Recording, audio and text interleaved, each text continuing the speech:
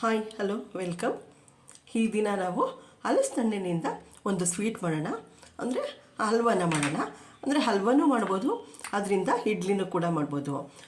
ಈ ಕಡೆ ನಾವು ಅದನ್ನು ಹಲ್ವಾ ಅಂತ ಕರಿತೀವಿ. ಕೆಲವು ಪ್ರಾಂತ್ಯದಲ್ಲಿ ಅದನ್ನು ಬೇರೆ ಬೇರೆ ಹೆಸರಿನಿಂದ ಕರೀತಾರೆ.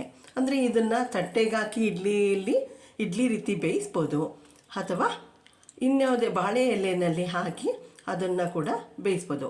ಈಗ ನಾವು ತಟ್ಟೆಯಲ್ಲಿ ಹಾಕಿ ಬೇಯಿಸಿ ಅದನ್ನು ಹಲ್ವಾ ರೀತಿ ಕಟ್ ಮಾಡೋಣ. ನೋಡಿ, ಈಗ ಹಲಸಿನಹಣ್ಣನ್ನು ಸಣ್ಣ ಸಣ್ಣ ಪೀಸ್ಗಳಾಗಿ ಮಾಡಿಕೊಂಡು ನಾನು ಒಂದು ಮಿಕ್ಸಿ ಜಾರ್ಗೆ ಹಾಕ್ಕೊಂಡಿದ್ದೀನಿ. ಮೊದಲಿಗೆ ನಾವು ಹಲಸಿನಹಣ್ಣು ಸಣ್ಣ ಸಣ್ಣ ಪೀಸ್ ಮಾಡಿಕೊಂಡು ಅದನ್ನು ರುಬ್ಕೊಳ್ಳೋಣ. ಅದಕ್ಕೆ ನಾನು ಒಂದು ಸಣ್ಣ ಬೌಲ್ನಲ್ಲಿ ತೆಂಗಿನಕಾಯಿನ ತೊಗೊಂಡಿದ್ದೀನಿ. ಇದು ಹಸಿ ತೆಂಗಿನಕಾಯಿ ತುರಿ. ಮತ್ತು ಸಣ್ಣ ಬೌಲ್ನಲ್ಲಿ ಸ್ವಲ್ಪ ಬೆಲ್ಲ ತೊಗೊಂಡಿದ್ದೀನಿ.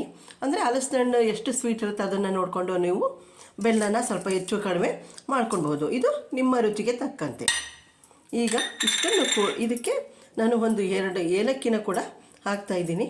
ಇದ್ರ ಕೂಡ ಟೇಸ್ಟ್ ಕೊಡುತ್ತೆ, ಮತ್ತು ಹಲಸಿನಹಣ್ಣಿನ ಜೊತೆಗೆ ಇದರ ಸುವಾಸನೆಯೂ ಕೂಡ ಚೆನ್ನಾಗಿರುತ್ತೆ.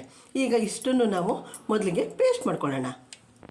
ನೋಡಿ, ಹಲಸಿನಹಣ್ಣು, ತೆಂಗಿನಕಾಯಿ ಮತ್ತು ಬೆಲ್ಲನ ಹಾಕಿ ಈ ರೀತಿ ಪೇಸ್ಟ್ ಮಾಡ್ಕೊಂಡಿದ್ದೀನಿ.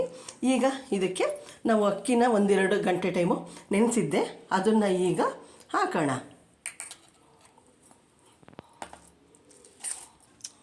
ನೋಡಿ, ಈ ರೀತಿ ಪೇಸ್ಟ್ ಮಾಡ್ಕೊಂಡಿದ್ದೀನಿ.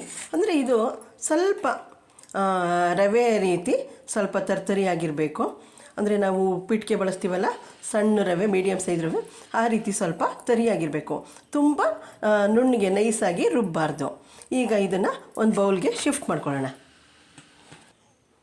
ನೋಡಿ, ನಾನು ರುಬ್ಬಿರುವಂಥ ಪೇಸ್ಟ್ನ ಈಗ ಒಂದು ಬೌಲ್ಗೆ ಹಾಕ್ಕೊಂಡಿದ್ದೀನಿ.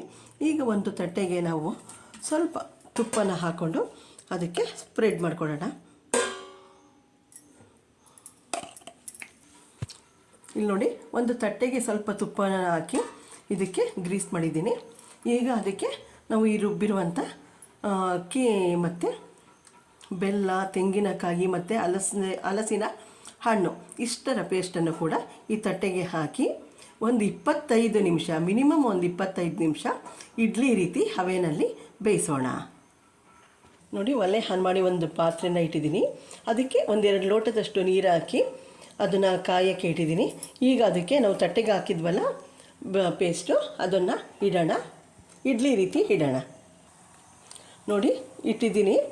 ಈಗ ಅದು ಮಿನಿಮಮ್ ಒಂದು 25 ನಿಮಿಷ ಬೇಯಬೇಕು. ಈಗ ಅದಕ್ಕೆ ಒಂದು ಲಿಡ್ನ ಮುಚ್ಚೋಣ.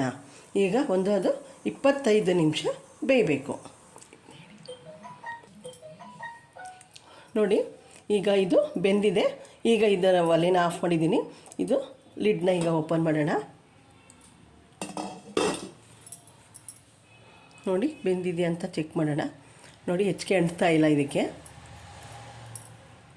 ನೋಡಿ, ಈಗ ತಟ್ಟೆನ ತೆಗೆದು ಆಚೆ ಇಟ್ಟಿದ್ದೀನಿ.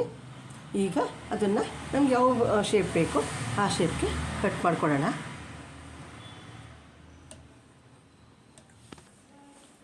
ಓಕೆ, ನೋಡಿ, ಹಲಸಿನಹಣ್ಣಿನ ಹಲ್ವಾ ತಿನ್ನೋದಕ್ಕೆ ರೆಡಿಯಾಗಿದೆ.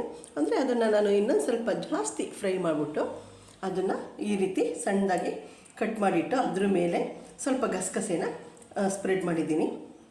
ಇದು ತಿನ್ನೋದಕ್ಕೆ ಚೆನ್ನಾಗಿರುತ್ತೆ, ಮಕ್ಕಳೂ ಕೂಡ ಇಷ್ಟಪಟ್ಟು ತಿಂತಾರೆ. ನನ್ನ ಈ ವಿಡಿಯೋ ಇಷ್ಟ ಆದಲ್ಲಿ ಲೈಕ್ ಮಾಡಿ, ಶೇರ್ ಮಾಡಿ, ಸಬ್ಸ್ಕ್ರೈಬ್ ಆಗಿ. Okay, thank you for watching my videos.